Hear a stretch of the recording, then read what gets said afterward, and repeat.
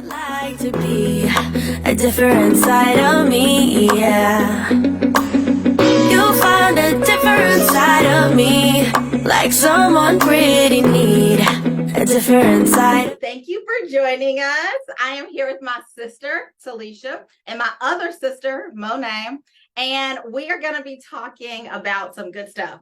So, as you guys know, that I've recently released a book called Infinitely Worthy. And one of the biggest things in that book has to do with discovering who you are and really stepping in and owning your authentic self. So I invited two people who I know a lot about their authentic self and they know a lot about my authentic self to just talk about what it is to be a woman and discovering those things. So, y'all ready? Sure. Okay. All right. So one of the first things I want to talk about is, for me, I didn't just like wake up and one day I was great. I'm still a work in progress. And really, I had a lot of mean years where I took out my frustrations of being unhappy with myself with other people. And one of my main victims is right was my little sister. I was so mean to her. And most of that came from a place of me not really understanding and know who I was. And so I attacked her. So the first question I want to talk about is there or was there a moment where you felt like I finally figured out who I am? Or did it happen gradually? So for me, it was definitely a gradual thing. I feel like I didn't even start discovering who I was until college, after college. I would say after I graduated undergrad at Rust.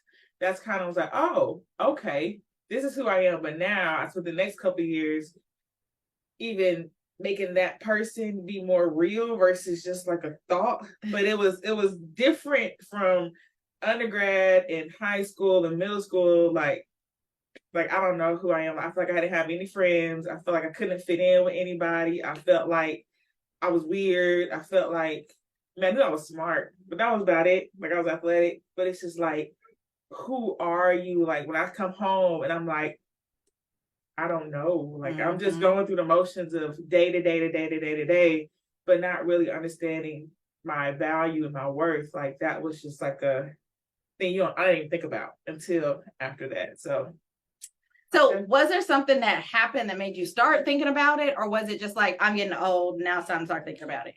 Well, so it just depends on how deep we're talking about. So if you're talking about like with boys, like knowing your worth with boys, or like life, because it kind of happened at the same time. Because growing up, I didn't think I was the prettiest person. And I feel like that part of not feeling pretty also impacted like with boys and my own life, like who I was as a person. And I say that because, so you talk about friends, I felt like when I was in school, middle school, high school, was a lot of pretty girls and I wanted to fit in with them, but I'm like, they're too pretty, they're not going to accept me, so I'm gonna just sit back. That kind of manifested middle school, high school, but it wasn't like I said, start college. I started looking at myself like, okay, I'm getting a little attention, I'm a little pretty, and then that pretty me of seeing myself as pretty allowed me to step out and do different leadership roles that I felt like I always wanted to do, but I didn't. And then that's when I started like, oh, I'm just a natural leader, which is why sometimes I couldn't fit in with the crowd because I didn't want to follow them, not because I was not pretty, So it started becoming an unraveling effect to where it was just one thing after another. It was like, okay, yeah. So I'm gonna ask you one question and I'm gonna let Monet talk. Okay, I'm gonna ask you a question.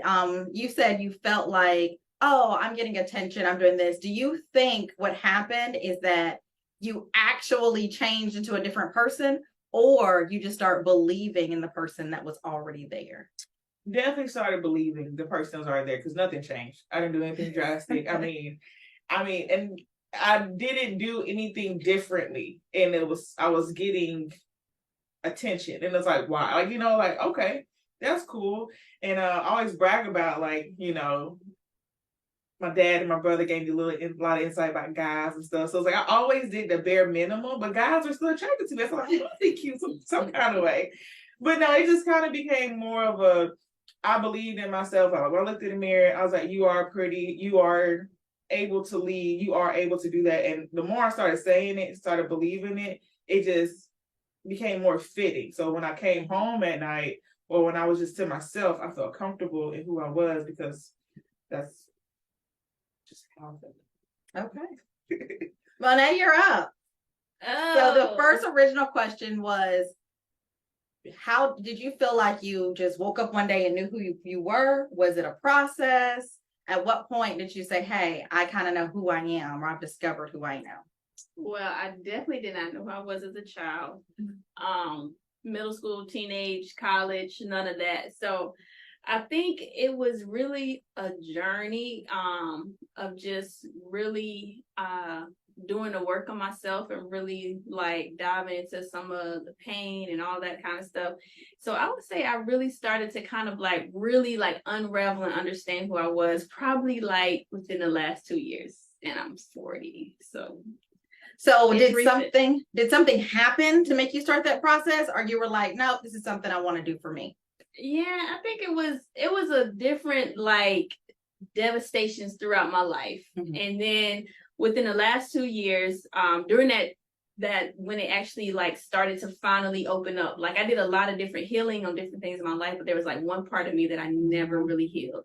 And so it got to the point where I was faced with this one thing in my life.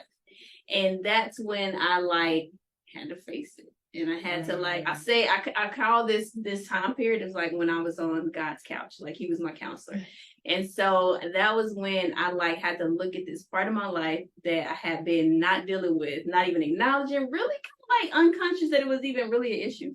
And so once I did that, I started to like really understand who I am. So part of that, I understood the bad part of me, the ugly part of me, the parts I didn't like about me, and the parts that I didn't want to acknowledge that were good about me. And then that started the journey of like discovery. So Monet, you have a lot of background in therapeutic services and education and all these things. So if somebody was in the same position, they were reaching their 40s, coming close to it, and was like, I don't know who the hell I am. Like, like, I'm not who I want to be, but I kind of like me. Like, what would you tell them? Like, step one, start here. Like, what would a person even do? I would say step one would be probably I would ask them, what makes you think you don't know you? Because a lot of times, the things that kind of are like, I call them like little ticks in our personality or how we relate to other people. Those are like clues to like what you really like feel about yourself, if you really know yourself. So really like I would ask them like, why do you not think you know yourself like that? And then that would just kind of like unravel those dark places in our heart that we try to just like ignore. So guys, is this like a one and done or like a forever process? Like what's the time frame we looking for here? Forever, I think, for me. I mean, but everybody's gonna be different, but I feel like when you go through different transitions in life, you're gonna learn something new about yourself. Right. Like graduate from college, trying to find a job, like getting married, having kids, like even once your kids grow up and you parents to adults, that's a whole nother process. So I feel like you should always be willing to learn more things about yourself. It'll probably be always a lifelong process. I definitely agree with that. I think that for a long time, and you guys can say if it happened to you as well, I was hiding behind titles. It was like, I'd meet people, be like, hi, I'm a lawyer. Hi, I'm a mom. Hi, I'm a this. And it was always like behind a title. And the funny thing is, I think I learned this early on because of Keith. So Keith is my brother who's married to Monet. And he was always like super popular and all the teachers liked him. All the people knew him. So like for the first half of my life, I got to get through by just being Keith's little sister. And so I didn't have to do anything to be popular, to have friends and everything. I was just like, oh, that's my brother. And his friends were my friends. And then it wasn't until we moved and like he ain't moved with us. I was like, wait, I'm not Keith's little sister anymore. I have to actually find an identity. But instead of doing the work, I just found new titles. And I just kind of kept finding new titles until one day I had to really face myself and be like, but okay, if you take all those away, if I'm not anybody's mama, if I'm not a lawyer, if I'm not Keith's sister, Keith Senior's daughter, who am I? And at that moment, the answer was like, I don't know. Like, and then after I was divorced, I had to ask myself, like, I don't even really know what I like no more. Because I spent so much time like being accommodating to other people that it was like, do I even like steak? Like, I know we've been going to the steakhouse for 10 years, but I don't even like steak. And that's a simple thing, but that's like a true example. I don't like steak. But Talisha, anything else about just this process of like finding out who you are? So I feel like one thing that's always stuck with me is that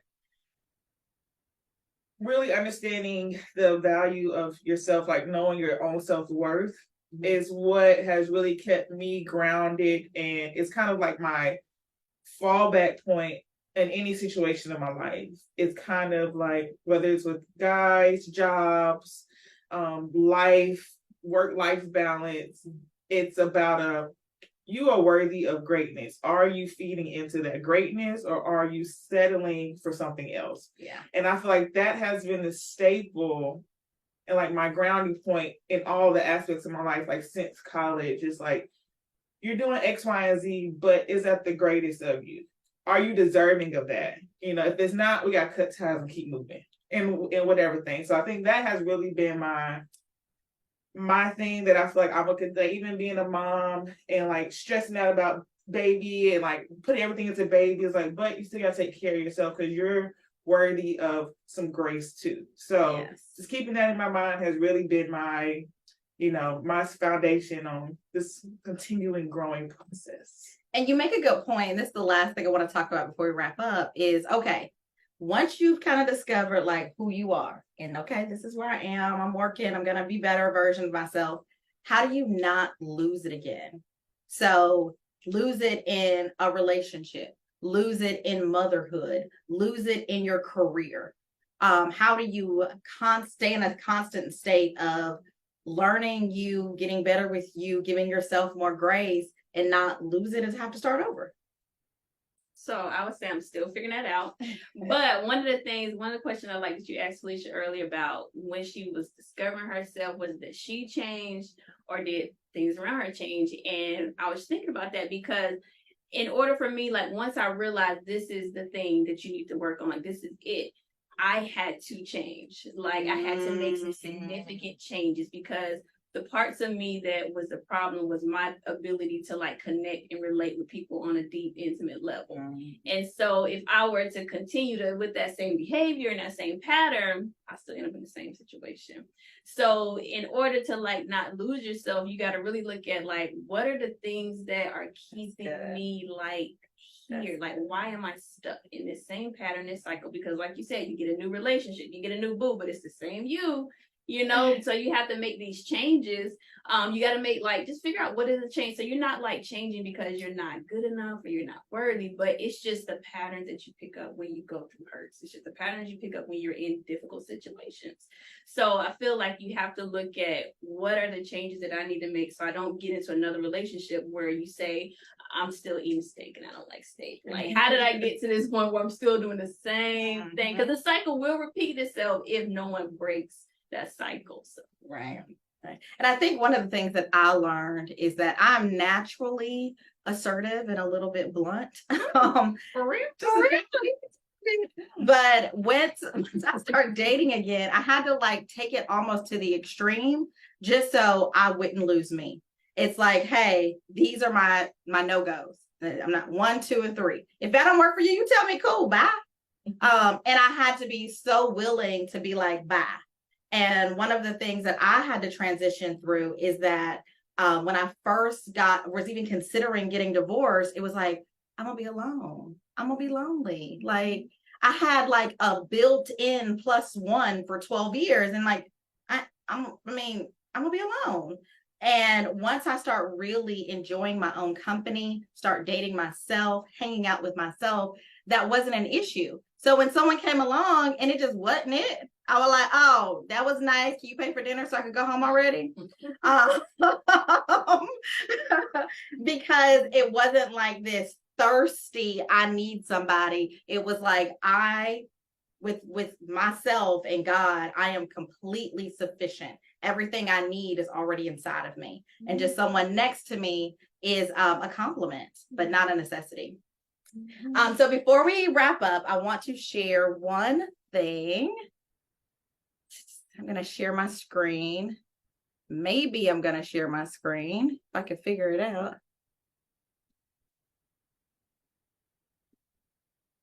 And this is the dedication for the Infinitely Worthy book. And I'm going to read it to you guys. It says, this book is dedicated to one of my best friends, to a woman who consistently encourages me to strive to be my most authentic self. A woman who has been beside me at my worst and my best, to my beloved sister who is infinitely worthy. Aww. So I have a little bit of a confession.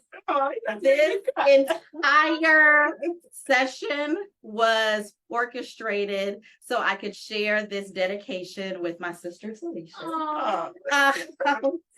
And so she, yeah, for real though, during the time when I was separating and questioning lots of my worth, she was like coming out of college, like just like figuring out the world, little happy-go-lucky little girl.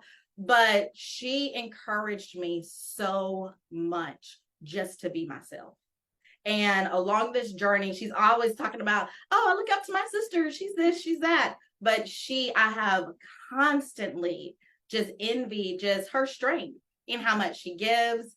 And even as becoming a mom, like she said earlier, is that she has worked to not lose who she is, even while becoming an amazing mom.